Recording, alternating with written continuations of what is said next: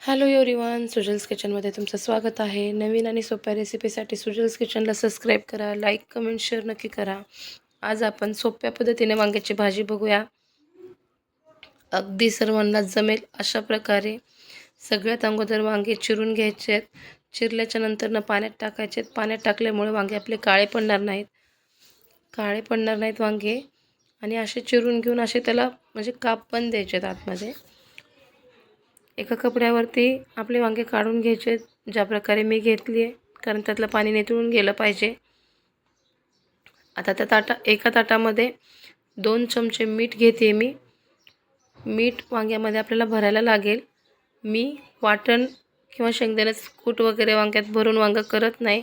भरलं वांगं म्हणतात ते मी करत नाही. मी अशा प्रकारे वांगं करते, एकदम सोप्या पद्धतीने आणि एकदम कमी वेळात बनतं आपलं हे वांगं. अशा प्रकारे मीठ भरून घ्यायचं आहे. मीठ भरून झालेलं आहे. आता एक टोमॅटो खिसून घ्यायचं आहे. टोमॅटो खिसून झालेला आहे. बघा किती सुंदर आणि रवाळ प्युरी झाली आहे. लसूण, मेन म्हणजे लसूण आपल्याला ठेचून वापरायचं आहे, मिक्सरमधून नाही फिरवायचं आहे. मिक्सरमध्ये फिरवलेलं लसूण वेगळा फ्लेवर देतो आणि ठेचलेला वेगळा देतो. कढई ठेवली होती तापायला, तेल टाकलं आहे. मोहरी, जिरे आणि लसण 1 चम्मच, लसण ठेचलेलं लसण 1 चम्मच. आता फिरवून घ्यायचं आहे. टोमॅटोची प्युरी ॲड करायची आहे. हळद ॲड करायची आहे, अगदी किंचित अशी हळद. 2 चमचे लाल तिखट. झणझणीत भाजी करायची म्हणल्यावरती तिखट पण जास्तच वापरायला हवं. सुंदर व्यवस्थित मिक्स करून घ्यायचे. तेल सुटेपर्यंत परतून घ्यायचे. बघा किती छान तेल सुटलेलं आहे. आता आपण त्याच्यामध्ये वांगे ॲड करून घेऊयात. हे मी वांगे ॲड करते. वांगे ॲड केल्याच्या नंतरनं लगेच ताट झाकायचे किंवा झाकण असेल ते झाकायचे, कारण आपले वांगे काळे पडणार नाही त्याची काळजी घ्यायची. म्हणजे जर वांगे नाही काळे पडले तर वांग्याची भाजी छान दिसते.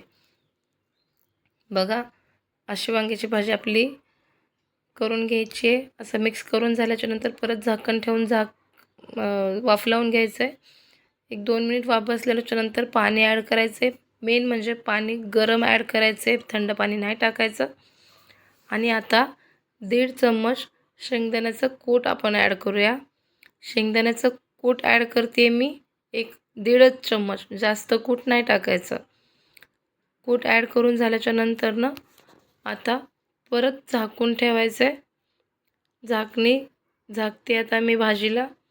आणि आता आपली भाजी रेडी होणार आहे. एक 5 ते 7 मिनिटामध्ये आपली भाजी रेडी आहे.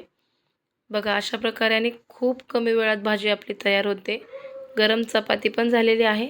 आता आम्ही जेवायला बसणार. तुम्हालाही वांग्याची भाजी अशी ट्राय करून बघा. तुम्हालाही कशी वाटेल हे नक्की सांगा मला कमेंटमध्ये. आणि अशी भाजी नक्की ट्राय करा. थँक्यू.